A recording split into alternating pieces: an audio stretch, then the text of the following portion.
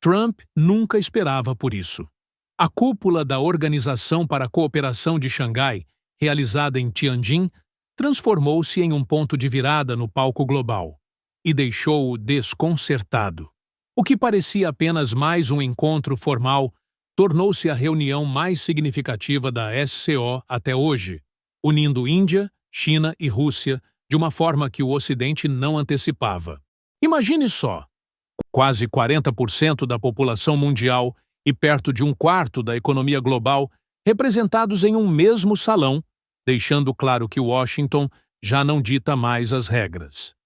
Para os formuladores de políticas nos Estados Unidos, isso parece a materialização de seu pior pesadelo.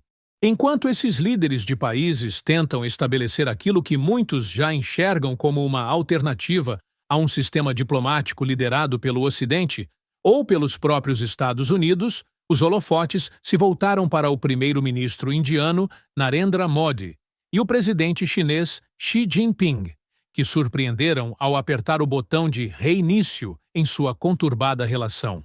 Poucos anos atrás, seus exércitos haviam entrado em confronto violento no Vale de Galwan. Agora, Modi falava em confiança e respeito mútuo, enquanto Xi descrevia o futuro como o dragão e o elefante dançando juntos. Eles chegaram até a concordar em reabrir voos diretos e manter o diálogo na próxima cúpula do BRICS. À primeira vista, parecia apenas cordialidade, mas o simbolismo era muito mais profundo. Dois países, divididos por disputas de fronteira e rivalidades históricas, de repente encontraram um terreno comum. E, com Vladimir Putin presente, a mensagem de uma mudança no equilíbrio de poder era inconfundível. O próprio Putin insinuou que Trump ficaria furioso com o que o BRICS estava se tornando, um bloco que finalmente começava a falar em uma só voz. Enquanto isso, Trump continua a brandir tarifas como um martelo, enquanto a SCO se molda em um escudo de resistência. A Índia se apresenta como mediadora. A China exibe seu peso econômico e militar. E a Rússia sobrevive alinhando-se a ambos.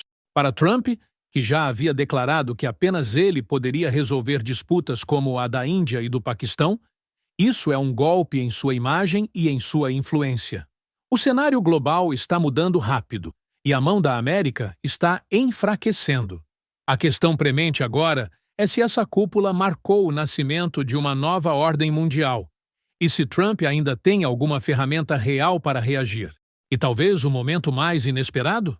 Quando o presidente da Ucrânia, Volodymyr Zelensky, não olhou para Washington, mas sim para Modi, para assumir o papel de mediador entre Kiev e Moscou. O presidente Zelensky, em vez de recorrer novamente à América, está recorrendo ao primeiro-ministro indiano. A Organização para a Cooperação de Xangai, antes vista como um bloco regional modesto, está rapidamente se transformando em uma força geopolítica com peso suficiente para remodelar a ordem global. Quando foi fundada, em 2001, o principal propósito da SCO era lidar com questões de segurança na Ásia Central.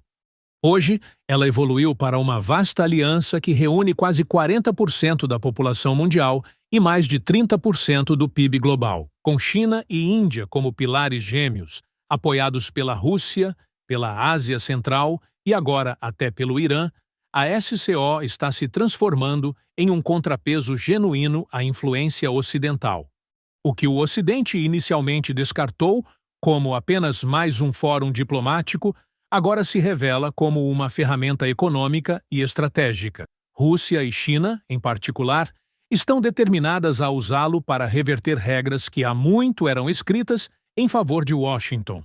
A escala de seu poder econômico combinado é impossível de ignorar. Por anos, os Estados Unidos se beneficiaram discretamente das tensões entre China e Índia. Enquanto esses dois gigantes desconfiassem um do outro, Washington se sentia seguro. Se Pequim crescesse demais, Delhi poderia ser confiada para resistir.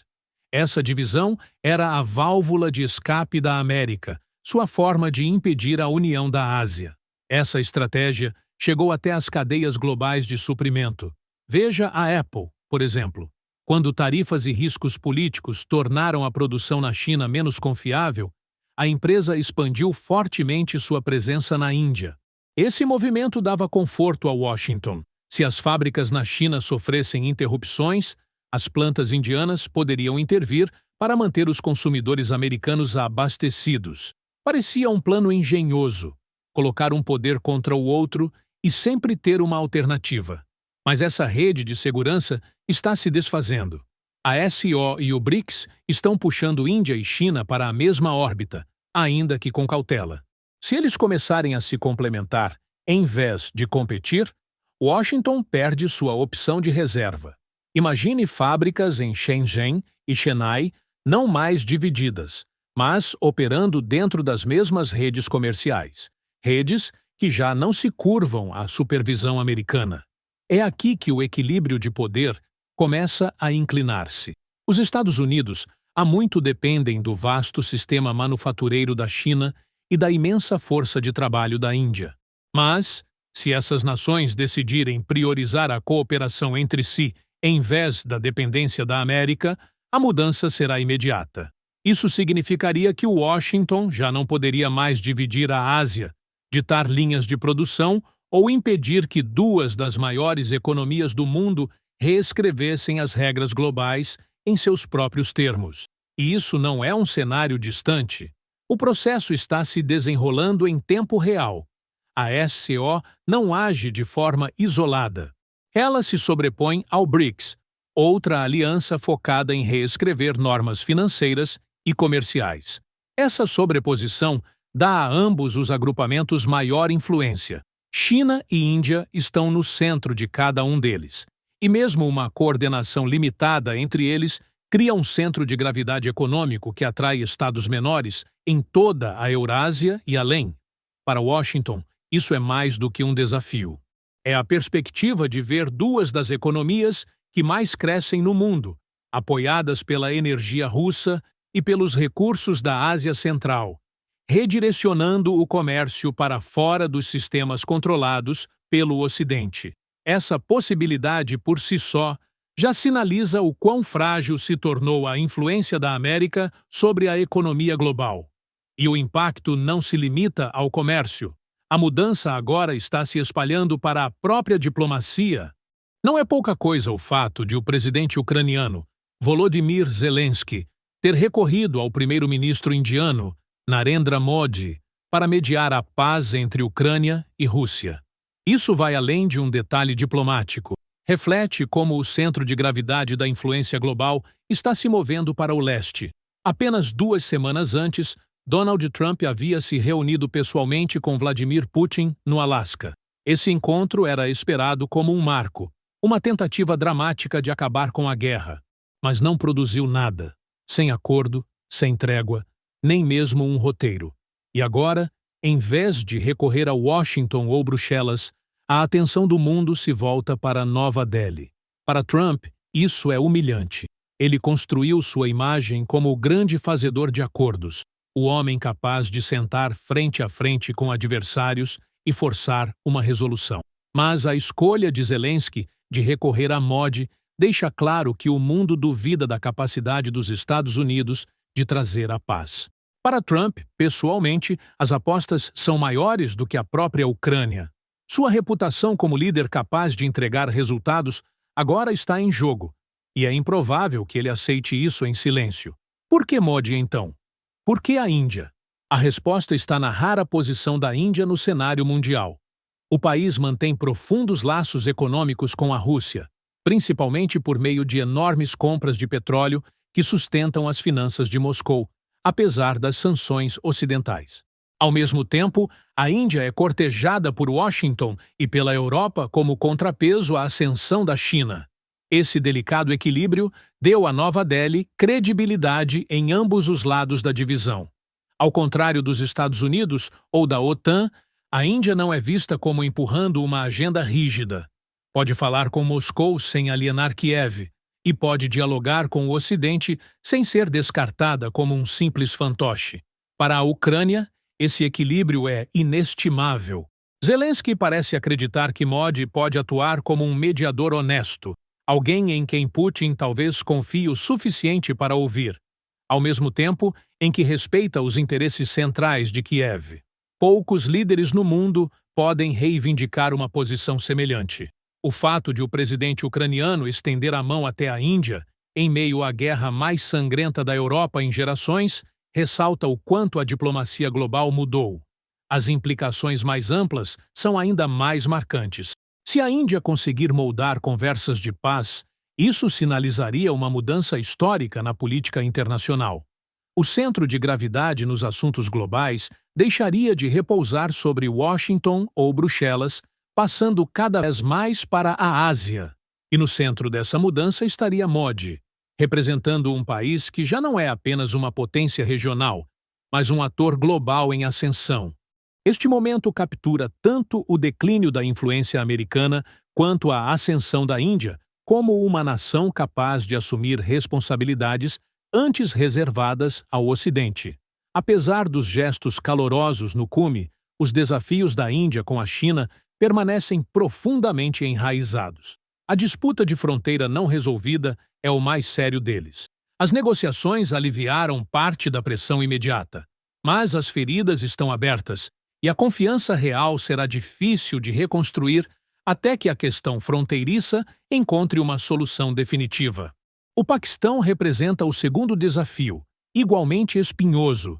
Pequim continua sendo o aliado mais próximo de Islamabad, fornecendo-lhe armamentos e dando cobertura diplomática nas Nações Unidas. Na cúpula da OCS, a rivalidade entre Índia e Paquistão foi impossível de disfarçar.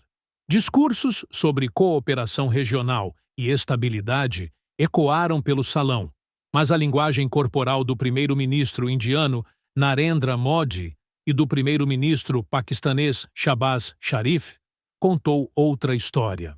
Eles se evitaram deliberadamente, fugindo até mesmo de um aperto de mão simbólico. Esse silêncio teve peso.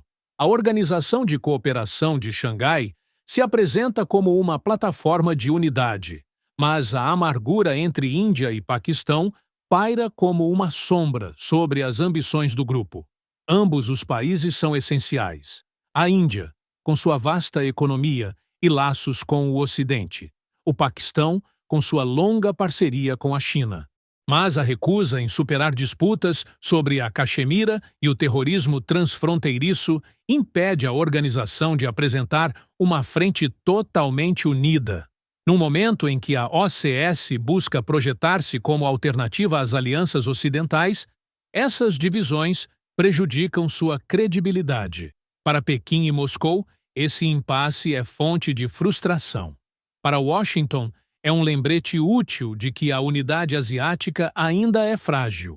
E para a própria OCS, ressalta uma verdade dura. Sua força só será plenamente realizada se Índia e Paquistão conseguirem, pelo menos, reduzir a temperatura da rivalidade. Até lá, mesmo numa cúpula grandiosa como a de Tianjin, as linhas de fratura permanecem visíveis para todos. E, ironicamente, uma das forças que mais empurraram essas nações para mais perto foram as próprias políticas tarifárias de Donald Trump. Sua abrangente agenda América Primeiro, voltada não apenas contra a China, mas também contra aliados na Europa e além, convenceu muitos de que os Estados Unidos já não podem ser considerados um parceiro confiável. Para eles, essa percepção foi o gatilho final para buscar alternativas. Trump costuma afirmar que suas guerras comerciais e tarifas renderam mais respeito aos Estados Unidos. Mas a realidade exibida em Tianjin foi muito diferente. A cúpula mostrou que os países não estão se alinhando atrás de Washington, eles estão se afastando. O medo está sendo substituído por determinação. A divisão está cedendo lugar à cooperação. Nações que antes olhavam para os Estados Unidos em busca de liderança agora se perguntam como podem proteger seus interesses e até prosperar sem a supervisão americana. O que vimos em Tianjin pode ser lembrado como o momento em que o mundo parou de esperar por Washington e começou a escrever suas próprias regras. Se este é o futuro do poder global, então a velha ordem já está escorregando. Então, se você quer acompanhar como essas mudanças vão se desenrolar, inscreva-se no canal e vamos acompanhar isso juntos.